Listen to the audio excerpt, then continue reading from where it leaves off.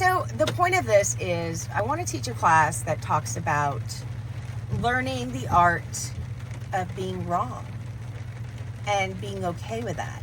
And it doesn't mean that we condone bad behavior. It doesn't mean that we let people get away with behavior that we have decided intentionally is not acceptable for us. It doesn't mean that we don't step in when we see people being treated in ways that we have intentionally decided is not okay for us. It's a red line, and our opinion on what is and is not appropriate behavior for us is our own opinion that we get to have, and no one can tell us we're right or wrong about. It's just how we feel, right? If I see someone, because I'm in the US, I'm white, and there's, on that hierarchy, there is this level of power that I could potentially have and wield. If I see someone that would potentially be, if we're talking about this sort of survival hierarchy thing in the way that we're socialized in these different places. So here in the US, it would be, gender and race. And that's kind of like, sadly, how things can be divided. And it's always been that way. And so many folks are fighting to overturn these belief systems, and I help and support. So it's the Spider-Man thing, right? It's like, with power comes responsibility. With great power comes great responsibility. By the way, I still argue that was stolen from the Bible, and it is in the Gospel of Luke. So Spider-Man is actually from the Bible. So that's just my opinion. I actually preached a sermon on that and got in some trouble, which is, really what I'm good at when I'm out there in the pulpit. I'm constantly in trouble because of my sermon topics. And I love every minute of it, by the way. It took me a long time to be okay with that, but I'm okay with that, the seminary I went to is exceptionally high in the social justice world. If I were to see something, behavior, whether it be at the Thanksgiving dinner table or out on the street in the world when I'm walking around, and I can leverage any power that I may or may not have, perceived power, to step in, I'll do it, as long as my kids aren't around or nobody's, as long as my kids aren't in danger. I'm not necessarily concerned personally for myself. It's, now that I have children, those things matter much more, but I will step in because that is my belief system, and I can be okay with that. No one can tell me I'm right or wrong, and I'm going to help forward progress in the justice area anytime I can personally. So I say all that to say that's not what this is about. We're not saying you need to condone bad behavior that you have intentionally decided for yourself is unacceptable to you. What I'm saying is, instead of jumping to a place of immediate defensiveness, instead of stepping into those boots of I'm right, you're wrong, you're the other, I'm, the insider, you're the outsider, we're about to have a fight, we have to have the humility to potentially be wrong. And what that does is not make us feel bad. What that does is open us up to an empathy that there's a different perspective.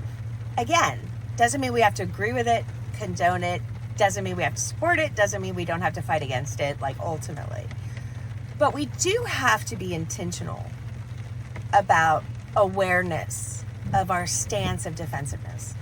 We have got to be intentional that we are purposefully, because of our survival brains, othering somebody else. We are intentionally, whether we are aware of it or not, we are pushing somebody down the hierarchy, and we are getting blasts of neurotransmitters because we think we're right. And all of that is a recipe for misery. Because no matter how right you feel, whether you're having that fight on social media or whatever it is, eventually if you're a relatively decent human being, you should have some feeling afterward about any kind of high level conflict and engagement. And there should be some level of not regret, but nobody likes to be in a conflicted fight, whether it's in person or social media or on the phone or whatever. Text messaging. There's so many vehicles for fighting these days. It's just terrible.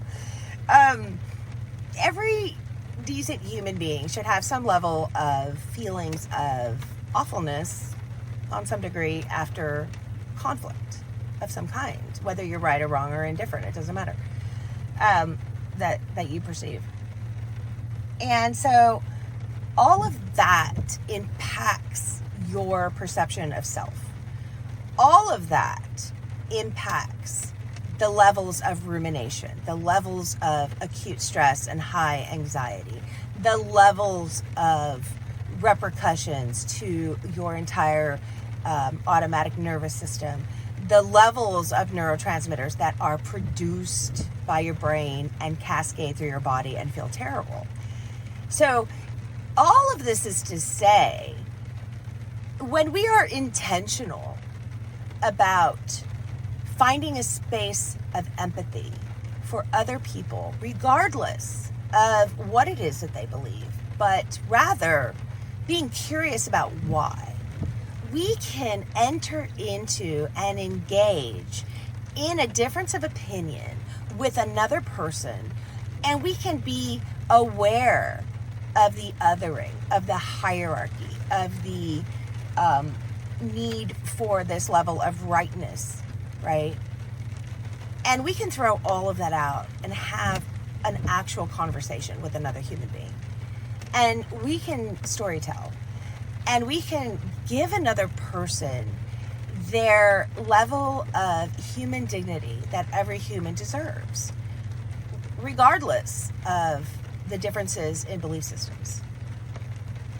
And you would be surprised what you learn from asking questions and being curious and inviting another to tell their story as to why they believe what they believe, who taught them to believe what they believe, what happened to them, what social location they were raised in, and understand some of that socialization that everybody comes to the table with. We all do, whether we're aware of it or not. And part of this work is understanding so much of what we think is right has been socialized into our brains from some external source that is opinion that cannot be proven in court of law.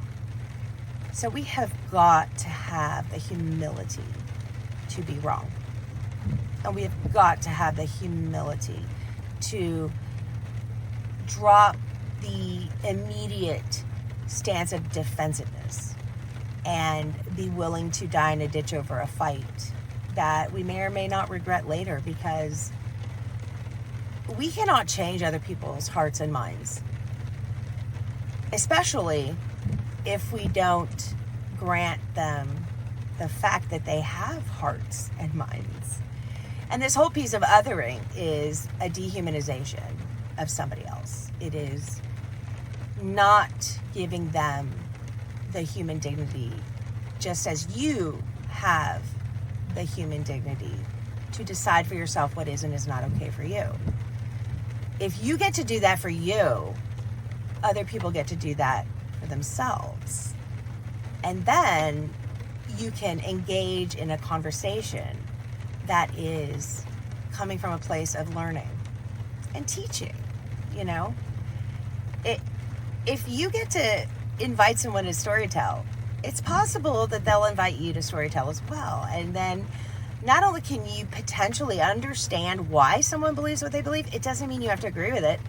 If you understand why they believe what they believe, and then you have the opportunity to storytell, and maybe they understand why you believe what you believe, it's possible, if we go back to that whole concept of want matches, right? From the manual. If you didn't see that episode, go back and watch that. And there's a free PDF to walk you through that in the show notes.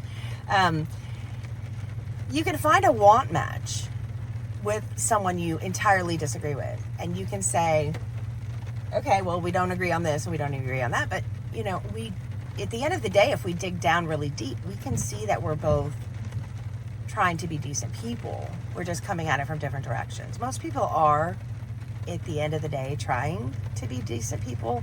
Most people, like I said 1,000 times, are the heroes in their own story, and they believe what they believe, and they think that what they believe is got goodness in it. And when you tell somebody that they're immediately wrong, you will not create relationship. You will not storytell. You will not have an opportunity for empathy. You will not have an opportunity to learn from another person why they believe what they believe, to help you better understand why people disagree with you. You will just start a fight. And that is the beginning of the end of feeling good about yourself.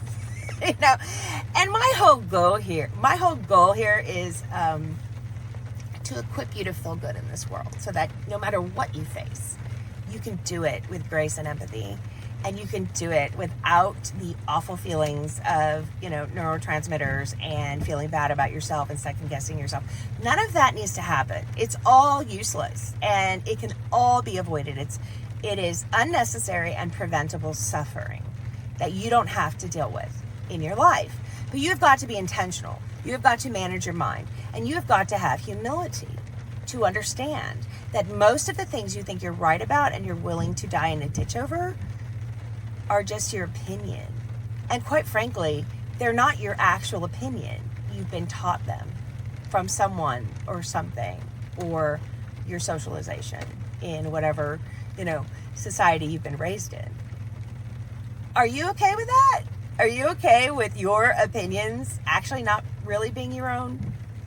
Have you ever really sat down and thought, why do you believe what you believe? What happened to you? That would be a really great homework exercise. Write it down. If there's something you have recently disagreed with somebody about, why don't you write your story about that? Why is it that you believe that? Do you really believe that? Do you have questions? Are there things that maybe you're not 1,000% sure about, or that you feel you're supposed to believe, but maybe you have questions? And that goes back to those big questions, right? We need to outwardly process these big questions and understand what it is we believe, why we believe it, where it came from, and if we intentionally made a choice and nobody else had any say in it, what would that belief be and why? And then from there, we can start to imagine that story for another. And then instead of this sort of, you know, combative self and other, insider outsider perspective in this super divisive world, we can come at it from a different place, a place of self-love without all the second guessing and self-doubt and anger. We can come at it from a place of empathy for others. We can come at it from a place of curiosity and storytelling. And then we can intentionally make up our own minds and then take the action that we feel needs to be happening in the world for whatever change it is that we believe in. And that is intentional, and that you can feel amazing about, regardless of what the belief is. And so when you go out into the world to make whatever that change is that you want to make, you can feel 1,000% empowered that it is the right choice for you, and you know why you're doing it. And you may have learned something from somebody who believes differently, and that would give you insight into what it is that you want to accomplish in this world. So one of the things that I do, back to being in the car, is practicing humility. And how do I do that? I listen to my teachers, and I identify if I disagree with something, and I identify what resonates with me, and I constantly am asking myself, why does that resonate? Why does that not? What is my story? What does that tell me? Can I try to think differently? Can I be wrong? And open my mind to a brand new perspective. Because who am I to argue with my coaches, right? Like, they are way steps ahead of me, and they are turning around and they are showing me the footsteps that they've left for me to walk in, and they're beckoning me and they're inviting me and they're there along the way. But there are things they know that I don't, because I've not been there yet. They are ahead of me. And for some of you, I am that person for you. I am ahead of you. And there may be things I teach that you don't agree with, and that's okay. But remember, your opinions are not fact. And it's possible, just like my coaches teach me new things that initially I thought was never going to be the truth, and there's no way I was going to do that or believe that. And then when I actually just had some humility and followed instructions, my mind was blown. And my life got better and better and better every time I did this. I've yet to trust a coach that I resonate with and do what they've told me to do to get what they have. Because you got to, if you want what I have, you got to do what I do, right? I mean, that's all there is to it. You can argue with me all day long that you know a better way. But I'm the one with the results, and you, the universal you, are not. So, keep doing what you're doing. You keep getting what you're getting. Or try something different. Try to think differently. And that requires humility.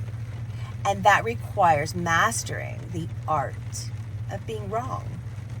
And wrong does not mean anything, because, again, wrong also can't be proven in a court of law unless it's absolute fact. And most of the time, when our brain is telling us we're wrong, it's opinion.